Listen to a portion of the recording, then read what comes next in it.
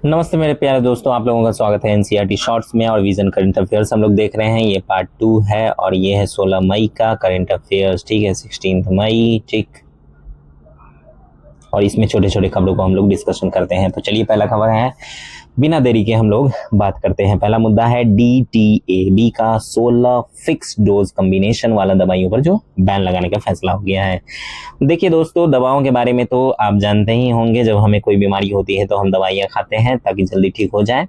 अब खबर यह है कि ड्रग्स टेक्निकल एडवाइजरी बोर्ड, जिसको DTAB कहते हैं, ने 16 ऐसी दवाइयों पर बैन लगाने की सिफारिश की है जो फिक्स डोज कॉम्बिनेशन यानी FDCs वाली है। अब आप सोच रहे होंगे कि ये FDCs क्या होती है। तो दरअसल फिक्स डोज कॉम्बिनेशन का मतलब एक ही गोली या कैप्सूल में 2 या उससे ज्यादा दवाइयों का मिक्सचर होना। मान लीजिए आपको सर्दी भी है, बुखार भी है, तो एक ऐसी गोली जिसमें सर्दी बुखार दोनों दवाइयां जो है का काम हो जाए, उसी को FDC कहते हैं। ठीक है, जिससे आपकी सर्दी और बुखार दोनों ठीक हो जाए एक ही गोली से। यह DTAB क्या है ये भी जान लेते हैं। तो सुनिए, केंद्र सरकार ने औषधि एवं प्रसाधन सामग्री अधिनियम 1940 के तहत इस बोर्ड की स्थापना की थी। ठीक है, 1940 के तहत इस बोर्ड की स्थापना की थी, जिसका नाम है DTAB। ठीक है, अब इसका काम क्या है? तो इसका काम है केंद्र और राज्य सरकारों को दवाइयों और मतलब कॉस्मेटिक प्रोडक्ट्स, ठीक है, दवाई और कॉस्मेटिक्स के जो प्रोडक्ट्स होते हैं उससे जुड़े मामलों पर सलाह देना। यानी ये दवाओं की क्वालिटी और सुरक्षा जैसी चीजों पर ध्यान रखते हैं। ठीक है, ये इनका काम है। अब सवाल यह है कि इन FDCs, ठीक है, पर बैन क्यों लगाया गया है? इसके पीछे कुछ खास कारण है, तो उसके बारे में बात कर लेते हैं। देखिए, सही क्लिनिकल ट्रायल नहीं हुआ है।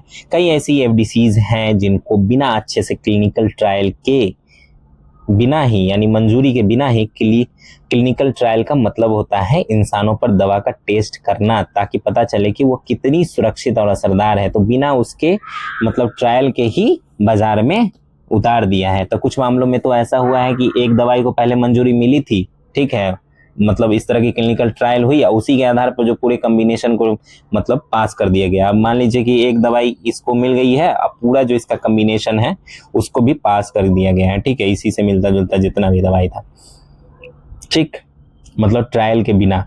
तो नियमों का उल्लंघन हुआ है। औषधि एवं क्लिनिकल परीक्षण नियमावली 2019 के हिसाब से FDCs को नई दवाई जो है वो माना जाना चाहिए और उन्हें केंद्र सरकार के ड्रग रेगुलेटर से मंजूरी लेनी चाहिए, लेकिन FDCs ने ऐसा नहीं किया है। तीसरा कारण क्या है बैन लगाने का? गैर जरूरी इस्तेमाल। कुछ FDCs में ऐसी दवाइयां मिली हुई हैं जिनकी हर मरीज को जरूरत नहीं होती। इससे बिना मतलब कि कुछ दवाइयां मरीज के शरीर में जाती है और जो नुकसान कर सकती हैं। ठीक है, चौथा है एंटीबायोटिक प्रतिरोध। ठीक, एंटीबायोटिक वाली FDCs का बहुत ज़्यादा इस्तेमाल हो रहा है। जैसे बैक्टीरिया उन दवाइयों के खिलाफ अपनी सुरक्षा बना लेते हैं जिसे एंटीबायोटिक प्रतिरोध कहते हैं। जब ऐसा होता है तो फिर वो एंटीबायोटिक दवाइयां बीमारियों पर असर नहीं करती हैं और इलाज मुश्किल हो जाता है। 2023 की स्टडी के अनुसार भारत में एंटीबायोटिक FDCs की बिक्री 2008 के, ठीक है, जहां 2008 में 32.9% था। ठीक है, मैं जो बोल रहा हूँ उसको जरूर सुनिएगा। ठीक है, 2008 में 32.9% था ऐसी दवाइयों की बिक्री, वही बढ़कर 2020 में कितना हो गया पता है? 37.3%। ठीक, याद रखें, जो मैं बोल रहा हूँ सुनिएगा जरूर। ठीक, जबकि इस दौरान कई FDCs पर जो है बैन भी लगा। कीमत नियंत्रण, ठीक है, लास्ट जो कारण है इस पर बैन लगाने का वह है कीमत नियंत्रण से बचने का तरीका। कुछ दवा कंपनियां सरकारी कीमत नियंत्रण से बचने के लिए FDCs बनाती है। ठीक, सरकार जरूरी दवाओं की कीमतें कंट्रोल करती हैं, लेकिन कंपनियां 2 दवाइयों को मिलाकर नया कॉम्बिनेशन बताकर उसे कीमत नियंत्रण से बाहर रखने की कोशिश करती है। तो दोस्तों, इन कारणों से DTAB जो है उसने 16 FDCs को बैन कर दिया है। ठीक है, मतलब उसकी सिफारिश की है ताकि लोगों के स्वास्थ्य को बचाया जा सके। अब है इस पे दूसरा मुद्दा। आइए हम लोग बात करते हैं दूसरे मुद्दे पे। ठीक है, तो दूसरा मुद्दा है कि समुद्रयान मिशन 2026 जो है वो 2026 के अंत तक जो है लॉन्च हो जाएगा। अब बात करते हैं एक रोमांचक मिशन की जिसका नाम है समुद्रयान मिशन। यह मिशन भारत के डीप ओशन मिशन, यही जिसको शॉर्ट में कहते हैं DOM, ठीक है, डीप ओशन मिशन का एक बहुत ही महत्वपूर्ण हिस्सा है। इस मिशन के तहत एक इंसानों से भरी पनडुब्बी जिसका नाम है मत्स्य, ठीक, इसका नाम है मत्स्य, देख रहे हैं आप, मत्स्य 600, ठीक, 6000, एक जीरो नहीं दिखाई दे रहा है। ठीक, तो उसे समुद्र में 6000 मीटर की गहराई तक भेजा जाएगा ताकि हमारे विशाल महासागर का अध्ययन किया जा सके। अब आप सोच रहे होंगे कि इतना गहरा समुद्र में जाकर क्या ही मिलेगा, तो सुनिए, समुद्र की गहराई में बहुत सारे रहस्य छुपे हुए हैं जिनके बारे में हमें अभी भी जानकारी नहीं है या ज़्यादा जानकारी नहीं है। इस मिशन से हमें कई फायदे हो सकते हैं, जैसे गहरे समुद्र में अनुसंधान को बढ़ावा मिलेगा, भारत गहरे समुद्र में वैज्ञानिक खोज और अनुसंधान में आगे बढ़ पाएगा। दूसरा क्या फायदा मिलेगा, जैविक और अजैविक संसाधनों का आकलन होगा, समुद्री गहराई में बहुत सारे कीमती खनिज और जीव जंतु हो सकते हैं, इस मिशन से उनका पता लगाया जा सकता है। तीसरा हमें क्या फायदा होगा, महासागर का समग्र पर्यवेक्षण हो जाएगा, हम अपने महासागर को और बेहतर तरीके से समझ पाएंगे, उसका ध्यान रख पाएंगे। चौथा क्या होगा, डीप सी टूरिज्म को बढ़ावा मिलेगा, भविष्य में यह मिशन गहरे समुद्र में पर्यटन को भी बढ़ावा दे सकता है, हालांकि यह अभी बहुत दूर की बात है। ठीक है, तो आपको जानकर हैरानी होगी कि अभी तक सिर्फ 5 देश, संयुक्त राज्य अमेरिका, रूस, चीन, फ्रांस और जापान ही ऐसे मानव युक्त पोत को गहरे समुद्र तक पहुंचाने में सफल हुए हैं। अगर हमारा मत्स्य सफल हो जाता है तो भारत भी इस खास क्लब में शामिल हो जाएगा। अब थोड़ा मत्स्य 6000 के बारे में जान लेते हैं। यह गहरे महासागर में अध्ययन करने वाली भारत की चौथी पीढ़ी की मानव युक्त स्वचालित वैज्ञानिक पनडुब्बी पोत है, यानी इसमें इंसान भी जा सकते हैं और यह अपने आप भी काम कर सकेगी।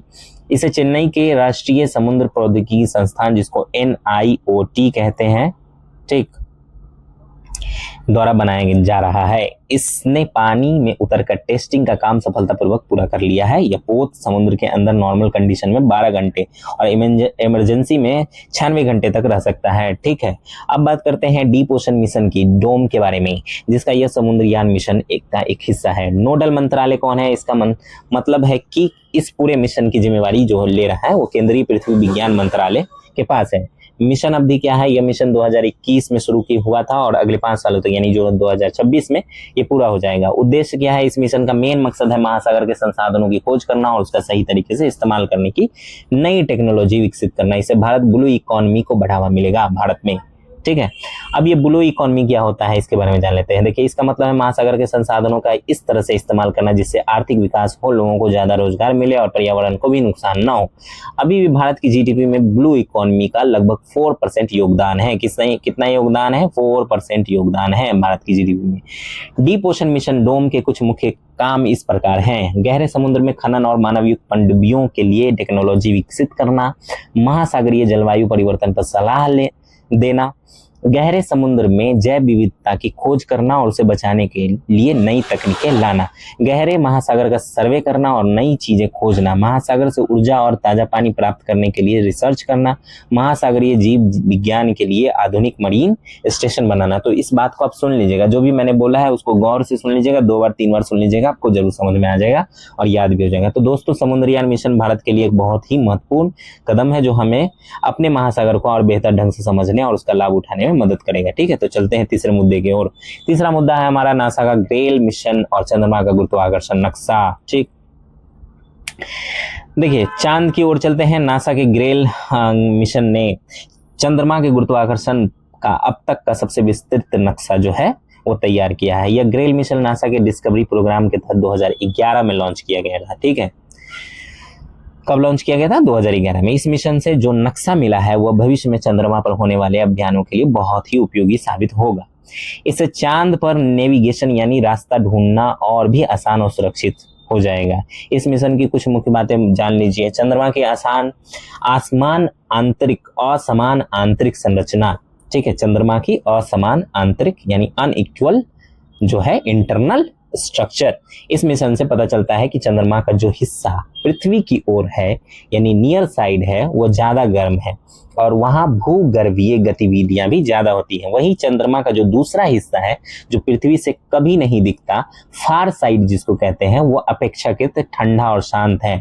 टाइडल विकृति, ठीक, इसको कहते हैं टाइडल डिफॉर्मेशन। जब चंद्रमा घूमता है, ठीक है, जब ये घूमता है मान लीजिए, ठीक, तो पृथ्वी का गुरुत्वाकर्षण बल चंद्रमा के नियर साइड वाले ने, जिस साइड से चंद्रमा दिखता है, ठीक, मतलब साइड वाले को और फार साइड वाले के मुकाबले ज्यादा खींचता है। जो जिस तरफ दिखता है उसको ज्यादा खींचता है, जिस तरफ नहीं दिखता है उसको नहीं खींच पाता है पृथ्वी का गुरुत्वाकर्षण। ठीक, तो इस खिंचाव से क्या होता है, चंद्रमा के दोनों तरफ की भौगोलिक और अंदरूनी बनावट में थोड़ा अंतर आ जाता है। चंद्रमा के नियर साइड में बड़े बड़े समतल मैदान हैं, ठीक है, जो कि हमारी पृथ्वी की तरफ है, ठीक है, जिन्हें मेयर कहा जाता है। वहीं फार साइड यानी जो पृथ्वी से नहीं कभी दिखता है, कभी मतलब पृथ्वी की साइड नहीं होता, वहां पहाड़ी है, ऊबड़ खाबड़ जमीन है, ठीक है, मतलब ऊबड़ खाबड़ है, जमीन है कि नहीं पता है, पर चंद्रमा का जमीन है, ठीक। यह ग्रेल मिशन चंद्रमा के बारे में हमारी समझ को और गहरा करता है और भविष्य के चंद्र अभियानों के लिए एक मजबूत आधार तैयार करता है, ठीक है।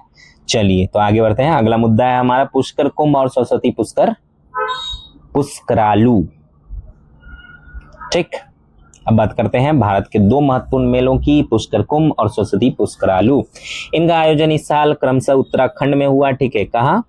पुष्कर कुंभ जो होता है उत्तराखंड में, और पुष्करालू जो होता है, पुष्करालू वो होता है तेलंगाना में।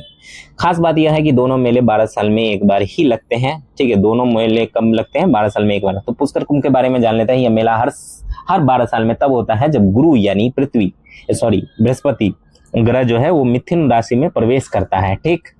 कब लगता है? जब पृथ्वी जो है ग्रह वो मिथुन राशि में प्रवेश करता है। यह उत्तराखंड के माना गांव में अलकनंदा और सरस्वती नदियों के संगम, जिसे केशव प्रयाग भी कहते हैं, वहां पर लगता है, ठीक है। चलिए इसका धार्मिक महत्व जान लेते हैं। देखिए इसका धार्मिक महत्व बहुत ज्यादा है। माना जाता है कि इसी पवित्र स्थान पर वेद व्यास जी ने महाभारत की रचना की थी, ठीक। यह वैष्णव तीर्थ भी है जहां संत रामानुजाचार्य और माधवाचार्य ने देवी सरस्वती से दिव्य ज्ञान प्राप्त किया था।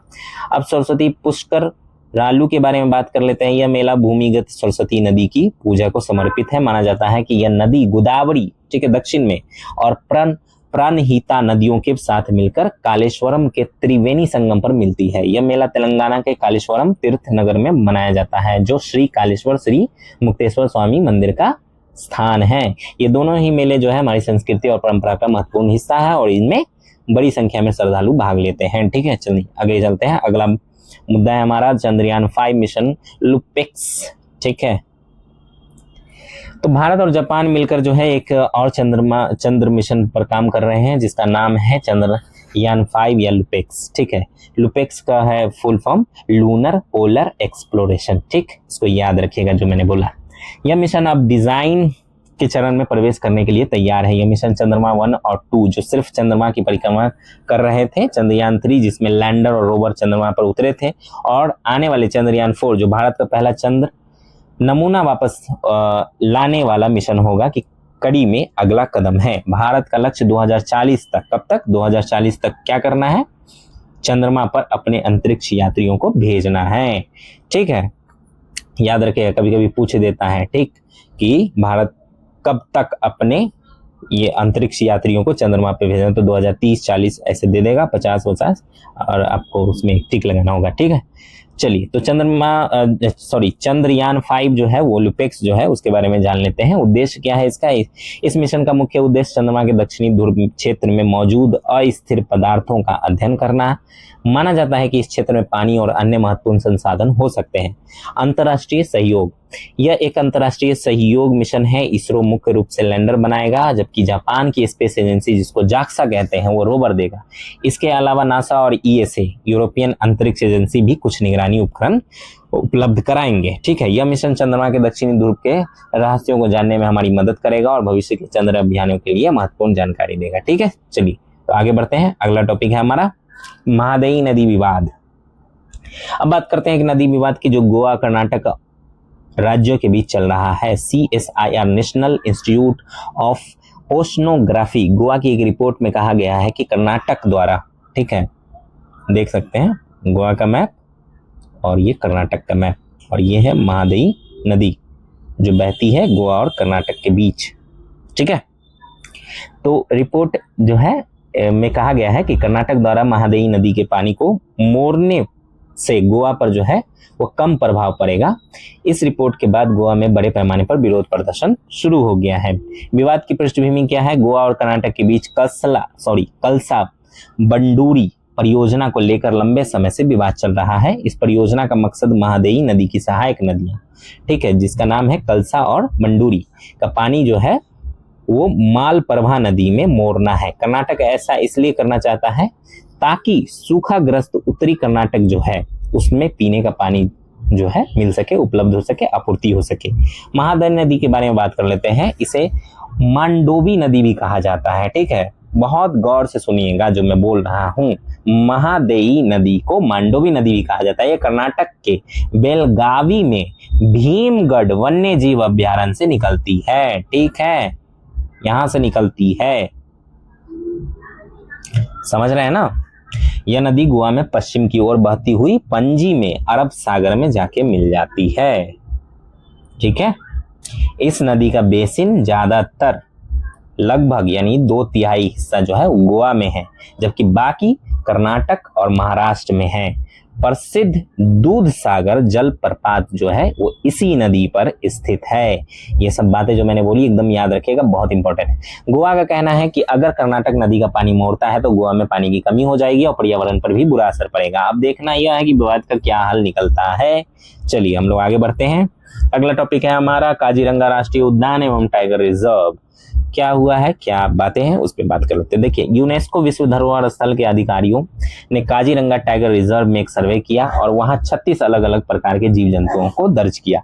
ये बहुत अच्छी खबर है, इस रिजर्व में इतनी विविधता पाई जाती है। काजीरंगा राष्ट्रीय उद्यान एक टाइगर रिजर्व के बारे में जो है हम लोग कुछ बात कर लेते हैं। अब स्थिति क्या है इसकी, यह असम के गोलाघाट नगांव, ठीक है, गोलाघाट नगांव और सोनितपुर जिलों में फैला हुआ है। ठीक है, मतलब असम के गोलाघाट, नगांव और 3 जिलों में फैला हुआ। ठीक है, गोलाघाट, नगांव और सोनितपुर में, ठीक है, फैला हुआ है। यह ब्रह्मपुत्र नदी के बाढ़ क्षेत्र और कार्बी आंगलोंग की तलहटी में स्थित है। एकदम मतलब आराम से सुनिएगा जो बातें मैंने बोली। वन का प्रकार कैसा है, ठीक, और वायोम कैसा है। यहाँ जलोढ़ मिट्टी वाले घास के मैदान, अर्ध सदाबहार और नम पर्णपाती वन, आर्द्र भूमियां और रेतीले चौर पाए जाते हैं। ठीक, ये भी याद रखिएगा। मुख्य वनस्पति यहाँ पे कौन कौन सी पाई जाती है, यहाँ बॉम्बैक्स सीबा, अल्बिजिया, प्रोसेरा, केरिया, आर्बोरिया, लैगेर्स्ट्रोमिया जैसे पेड़ पाए जाते हैं। ठीक, मैंने थोड़ा जोर जोर से बोला है ताकि आप समझ सके, याद रह सके, सुन सके। मुख्य जीव जंतु यहाँ कौन कौन से पाए जाते हैं, तो यहाँ एक सींग वाले गेंडे यानी इंडियन राइनो के लिए दुनिया भर में मशहूर है, वो पाए जाते हैं। इसके अलावा यहाँ बाघ, ईस्टर्न स्वैम्प डियर, हाथी, भैंस, हुलॉक, गिब्बन, कैप्ट लंगूर, गंगा नदी डॉल्फिन आदि भी पाए जाते हैं। जो गंगा नदी में डॉल्फिन पाए जाते हैं वो यहाँ भी पाए जाते हैं, क्योंकि ब्रह्मपुत्र नदी जो है इसी के आसपास है। बहने वाली नदियां हैं डिफालू और मोरा डिफालू, यहाँ की प्रमुख नदियां हैं। दर्जा इसे क्या मिला हुआ है, इसे 1985 में यूनेस्को ने विश्व धरोहर स्थल घोषित किया हुआ है। कब किया था, 1985 में। ठीक है, याद रखिएगा।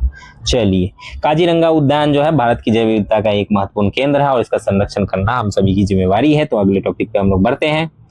अगला टॉपिक है हमारा विलोंगकुलेम के मोनोलिथ। मोनोलिथ का मतलब होता है, लिथ का मतलब होता है पत्थर, मोनो का मतलब होता है मझौला, समझ गए, या सॉरी एक, मोनो का मतलब होता है एक। तो मणिपुर के सेनापति जिले के विलोंगकुलेम गांव में कुछ प्राचीन मोनोलिथ संरचनाएं मिली हैं, जिनके बारे में ज्यादा रिसर्च और प्रचार प्रसार नहीं हुआ है। इस बात पर चिंता जताई गई है। ठीक है, क्या चिंता है मोनोलिथ के बारे में, माना जाता है कि ये महापाषाण काल की संरचनाएं हैं, ये यानी ये बहुत पुराने पत्थर हैं। इन्हें मणिपुर का स्टोन हेज कहा जाता है। ठीक है, क्या कहा जाता है, स्टोन हेज कहा जाता है, क्योंकि इनका स्वरूप ब्रिटेन के प्रसिद्ध स्टोन हेज स्मारक जो लगभग 4500 साल पुराना है से मिलता जुलता है। हालांकि ब्रिटेन के स्टोन हेज पत्थरों में एक खास क्रम और समानता है, जबकि यहाँ के पत्थर बिना किसी खास क्रम के रखे हुए हैं। माना जाता है कि इन्हें धार्मिक रीति रिवाजों का प्रतीकात्मक उद्देश्यों के लिए रखा गया है। यहाँ बड़े बड़े पत्थरों की रहस्यमय संरचनाएं देखने को मिलती हैं, जिनकी उत्पत्ति अभी तक स्पष्ट नहीं है। हालांकि यह माना जाता है कि ये मरम जनजाति की प्राचीन परंपराओं का हिस्सा है। इन मोनोलिथ का अध्ययन करना हमारे इतिहास और संस्कृति को समझने में मदद कर सकता है। ठीक है, एक पत्थर खड़ा होता है तो पत्थर एक है, इसलिए इसको मोनोलिथ कहते हैं। ठीक, खैर इसको याद रखिएगा। अगले टॉपिक की ओर बढ़ते हैं। अगला टॉपिक है हमारा पोक्सो अदालत, कोर्ट्स। तो सुप्रीम कोर्ट ने केंद्र सरकार को बच्चों के खिलाफ यौन अपराधों से जुड़े मामलों की सुनवाई के लिए विशेष पोक्सो अदालतें प्राथमिकता के आधार पर स्थापित करने का निर्देश दिया है। ठीक है, समझ गए। तो पोक्सो अदालत के बारे में जान लेते हैं। लैंगिक अपराधों से बालकों का संरक्षण, पोक्सो अधिनियम 2012 के तहत बच्चों के खिलाफ यौन अपराधों से जुड़े मामलों की तेजी से सुनवाई के लिए विशेष अदालतों की स्थापना का प्रावधान है। ठीक, किस अधिनियम के तहत? पोक्सो 2012।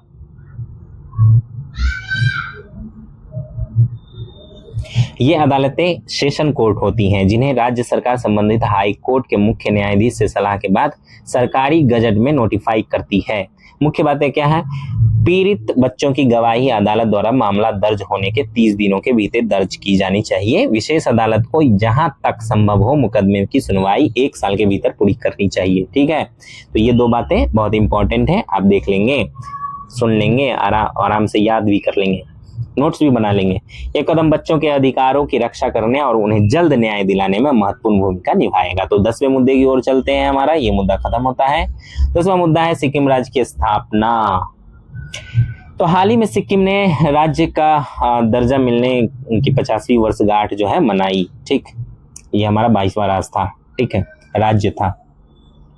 तो 50 वर्ष हो चुके हैं इसको मान्यता मिले हुए। यह हमारे देश के लिए महत्वपूर्ण दिन था। सिक्किम राज्य की स्थापना के बारे में कुछ जान लेते हैं। सिक्किम को 36वें संविधान संशोधन अधिनियम 1975, ठीक, याद रखिएगा ये सब, 36वां संविधान संशोधन अधिनियम 1975 के तहत, ठीक है, भारत संघ के पूर्ण राज्य का दर्जा दिया गया। इससे पहले 35वें संविधान संशोधन अधिनियम 1974 द्वारा सिक्किम को संविधान के अनुच्छेद 2A, आर्टिकल 2A, ठीक है, अनुच्छेद 2A के तहत के अंतर्गत भारत के शब्द यानी एसोसिएट स्टेट का दर्जा दिया गया था। बाद में 36वें संविधान संशोधन अधिनियम द्वारा जो है अनुच्छेद 2A को हटा दिया गया। ठीक, सिक्किम भारत का 22वां राज्य बन गया था।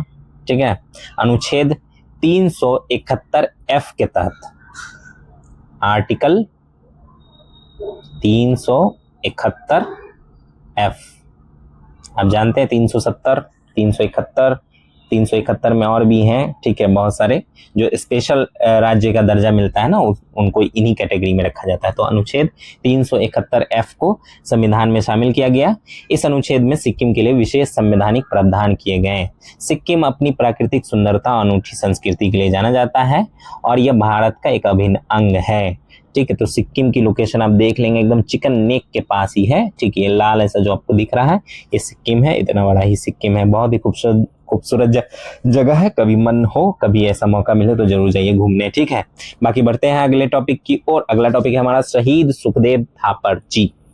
ठीक है, तो 15 मई को भारतीय स्वतंत्रता संग्राम के महान क्रांतिकारी शहीद सुखदेव थापर की जयंती थी और देश ने उन्हें याद किया। सुखदेव थापर के बारे में हम लोग जान लेते हैं।